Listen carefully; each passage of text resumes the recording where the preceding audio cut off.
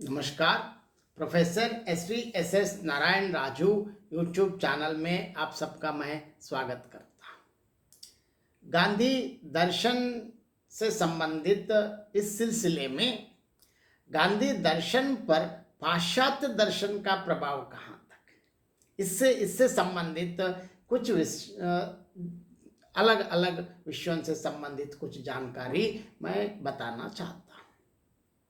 विशेष की बात यह है कि गांधी जी ने खुद यह दावा किया है कि मैंने कोई वाद की जो स्थापना नहीं की और कोई ऐसे सिद्धांत छोड़ के मैं नहीं जा रहा।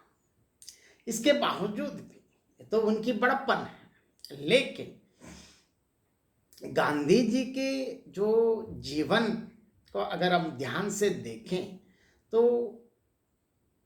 कोई भी व्यक्ति गांधी जी की आत्मकथा पढ़ने के पहले हमारे विचार किस प्रकार हैं और गांधी जी की आत्मकथा पढ़ने के बाद हमारे विचारों में क्या क्या अंतर आ गए, अगर इसको कोई भी जरूर इसका अनुभव कर सकते हैं।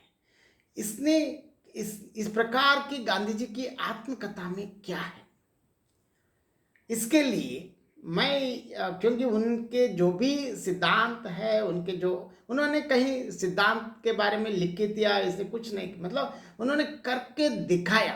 गांधी जी की सबसे विशेषता है कि वो कभी भी इवन आश्रम में भी इस प्रकार रहना, इसके नियम ये है, कुछ भी नहीं कहा। खुद आश्रम में जैसे रहना है वो जीवित रहते हुए सबको दिखाया। गांधी जी को देखकर उनका अनुपालन ही अन्य लोगों ने किया। बाद में जो अनुपालन करने वाले अपनी अपनी सुविधा से अलग अलग विषयों पर लिखा है और गांधी जी से भी मार्गदर्शन करके लिखे। तो इतने महान गांधी जी की विशेषता ये है, और इसमें पाश्चात्य दर्शन का क्या क्या प्रभाव पड़ा है क्योंकि भारतीय दर्शन का तो प्रभाव तो आए ही, इसमें कोई दो राय नहीं, क्योंकि खुद भारतीय है। खासकर वैसे वैष्णव भक्ति परंपरा को पालन करने वाले एक बहुत आध्यात्मिक परिवार से वे आए, और गांधी दर्शन पर पाश्चात्य दर्शन का कहाँ कहाँ प्रभाव है, और गांधी भारतीय पाश्चात्य दर्शन की पृष्ठभूमि को ध्यान में रखकर गांधी दर्शन की चर्चा भी कर सकते हैं। विज्ञान के साधनों के विकास के कारण वर्तमान विश्व के सभी देशों की सभ्यता, संस्कृति, साहित्य और दर्शन पर एक दूसरे का प्रभाव पड़ना स्वाभाविक है। इसी कारण से मूलतः भारतीय होने पर भी गांधी दर्शन पर पाश्चात्य प्रभाव पड़ना अप्रासंगिक नहीं है।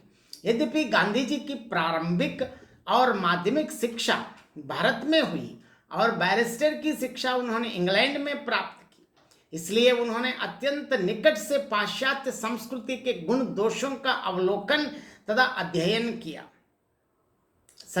गुणग्राही स्वभाव के होने के नाते अपने भारतीय तत्व दर्शन के ज्ञान के साथ पाश्चात्य दर्शन की विशेषताओं का आकलन करके अपने तत्व चिंतन को साकार बनाया।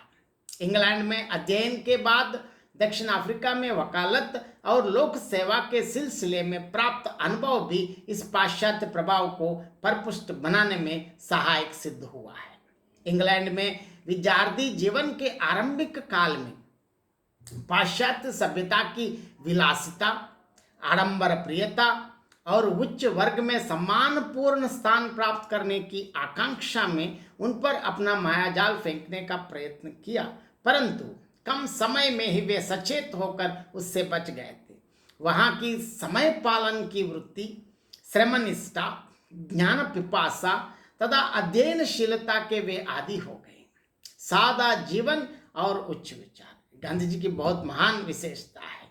सादा जीवन और उच्च विचार के सिद्धांत को स्वीकार करके उन्होंने निष्ठापूर्वक आचरण किया। भगवद गीता, बाइबल आदि धर्म ग्रंथों के अध्ययन ने उनमें आध्यात्मिक ज्ञानोपार्जन की रुचि जगाई।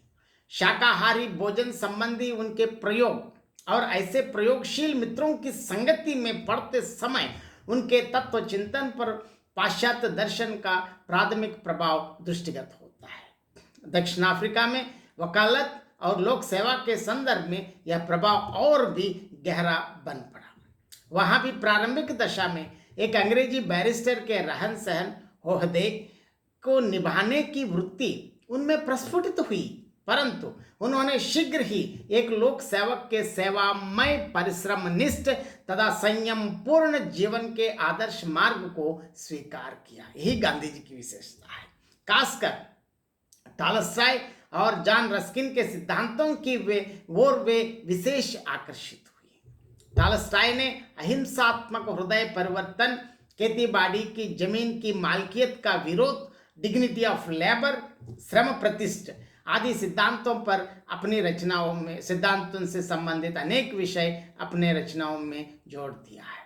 इसी प्रकार जॉन रस्किन की अनटू द लास्ट पुस्तक ने उन पर चमत्कारी प्रभाव दिखाई। एक बार प्रिटोरिया से जोहान्सबर्ग जाते समय रेलगाड़ी के सफर में एक मित्र के द्वारा यह पुस्तक मिली तो रात भर जाग कर उन्होंने यह पुस्तक पढ़ी और उसके मुख्य तत्वों का गहरा अध्ययन करके दूसरे दिन से ही उनको अमल में लाने का संकल्प कर लिया। देखिए, उस पुस्तक में जो 3 मुख्य सिद्धांत इस प्रकार है। शरीर श्रमयुक्त जीवन ही सच्चा जीवन है। हमारे समाज में डॉक्टर, वकील, अध्यापक आदि बुद्धिजीवियों को सम्मान और श्रम का मूल्य उपलब्ध हो रहा है, वही श्रमजीवियों को समान रूप से मिलना चाहिए। सबके भले में ही अपनी भलाई है। देखिए, यहाँ 3 सिद्धांत मैं दोबारा आपको दोहराना चाहता हूं। शरीर श्रमयुक्त जीवन ही सच्चा जीवन है। हमारे समाज में डॉक्टर, वकील, अध्यापक आदि बुद्धिजीवियों को सम्मान और श्रम का मूल्य उपलब्ध हो रहा है, वही श्रमजीवियों को समान रूप से मिलना चाहिए। सबके भले में ही अपनी भलाई है। इसलिए गांधी जी ने पुस्तक को सर्वोदय नाम से गुजराती में अनुवाद भी किया। इन सिद्धांतों को अमल में लाने के लिए उन्होंने दक्षिण अफ्रीका में फिनिक्स आश्रम में टॉलस्टॉय फोरम की स्थापना की।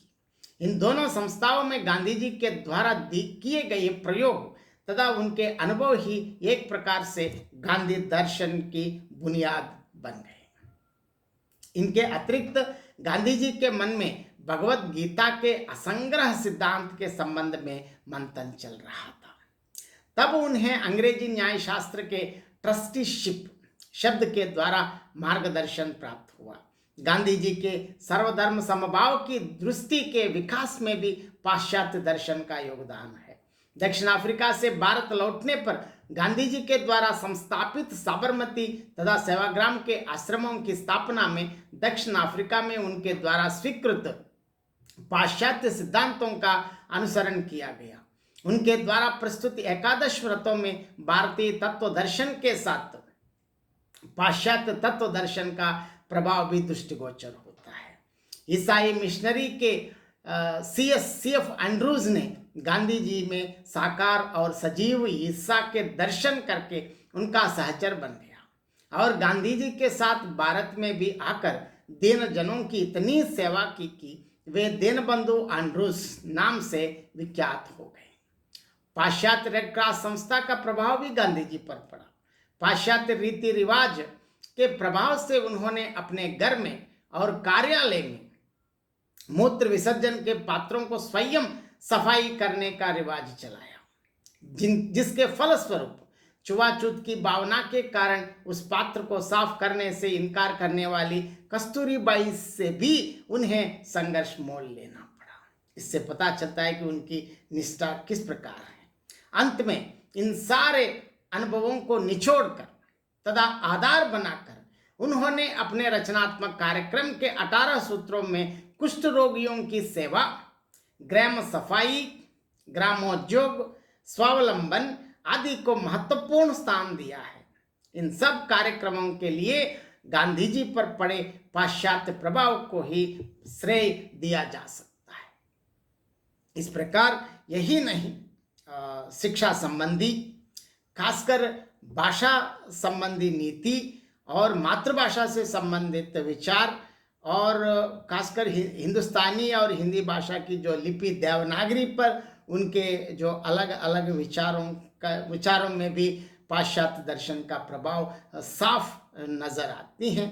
और किसी और कार्यक्रम में गांधी जी की जो शिक्षा नीति, मातृभाषा पर उनके विचार, खासकर हिंदुस्तानी और देवनागरी लिपि पर गांधी जी के विचारों, गांधी जी के जितने भी जो भी विचार हैं, आगे और कहीं और अन्य कार्यक्रम में हम जरूर चर्चा करेंगे। आप इस वीडियो को देखने के बाद या सुनने के बाद आप जरूर अपनी प्रतिक्रिया व्यक्त कीजिए। धन्यवाद।